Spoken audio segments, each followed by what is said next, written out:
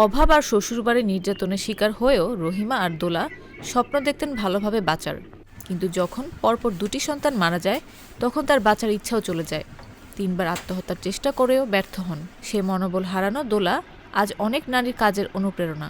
3টি জামা ও 20,000 টাকা নিয়ে শুরু করা কাপড়ের ব্যবসায় আজ তিনি স্বাবলম্বী। আমি একজন ট্রেনার, এই যে পরিচয়টা এত সহজে আমার জীবনে অর্জন করতে পারিনি। আমরা নারীরা 3টা পুরুষের উপর নির্ভরশীল করে বড় হয়ে থাকি।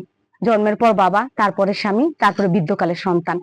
আমার বাবার বাড়িটা ডানা ঝাপটানো পাখির মতন বড় হলেও শ্বশুর বাড়িটা আমার কপালে তত একটা ভালো করে জোটেনি। 2015 সালটা আমার জীবনে, ও কালটা আমার একদম বৈশাখী কাল ঝড়ের মতন ছিল। একটু একটু করে গড়ে তুলেছেন দোলা ফ্যাশন হাউস ও পার্লার।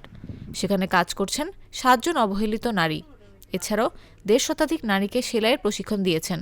হতাশা, দরিদ্র, কষ্ট জীবনে যখন তলিয়ে যাওয়ার পরে যখন খড়কুটো আঁকড়ে মানুষ বেঁচে থাকতে চায়, আমার জীবনে সেই খড়কুটোটা যুব উন্নয়ন প্রশিক্ষণ কেন্দ্র। নারী হয়ে আরো নারীদেরকে কিভাবে আমি সহযোগিতা করতে পারবো, সেজন্য আমি 9 মাস ট্রেনিং নিয়ে দেখেছি আমার জন্য কোনটা সুযোগ সুবিধা হবে এবং ভালো হবে। করে আমি ফেব্রিক্স, টেইলার্স, বুটিক্স, এগুলো পার্লার, এগুলোর কাজের ট্রেনিং নেই। এবং আমি একজন নারী হয়ে আরো 5জন নারীকে নিয়ে সমাজে আমি কাজ করতেছি এবং আমি ট্রেনিং দিয়ে তাদেরকে শিখায়ে আমি তাদের অর্থনৈতিক সহযোগিতা করি, আর তাদের হাতের কাজগুলো দিয়ে আমার একটা প্রতিষ্ঠান আমি চালিয়ে রাখতেছি।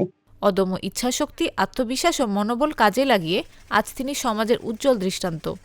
গত বছর পেয়েছেন জয়িতা পুরস্কারও। যখন আমি শ্বশুর বাড়িতে আসি, আমার জীবনে উত্থান পতন হয়ে যায় শ্বশুর বাড়ি দিয়ে। জীবনটা এমন পর্যায়ে চলে গেছিল যে যে একটা মৃত্যুর জন্য একটা মঞ্চ তৈরি করে দেওয়া হয়েছিল আমার জন্য। সেখান থেকে বেঁচে আমি যুব উন্নয়ন ট্রেনিং নিয়ে আমি আজকে স্বাবলম্বী। আমি একজন ট্রেইনার। বর্তমানে তার ডিজাইন করা ও বিভিন্ন সেলাই নকশার কাজ করেন 7জন নারী। তার অবসরে এসে দোলার কাছ থেকে কাজ বুঝে নেন। এরপর কাপড়, সুই ও সুতা নিয়ে যার যার বাড়িতে চলে যান। সেখানে কাপড়ে নকশা করেন, কুশি কাটার কাজও করেন। কাজ শেষ হলে সেই কাপড় দোলাকে বুঝিয়ে দিয়ে পারিশ্রমিক নেন। আমি এই জায়গায় আসছি, এই দোলা ভাবির সাথে কাজ করি অনেকদিন যাবত।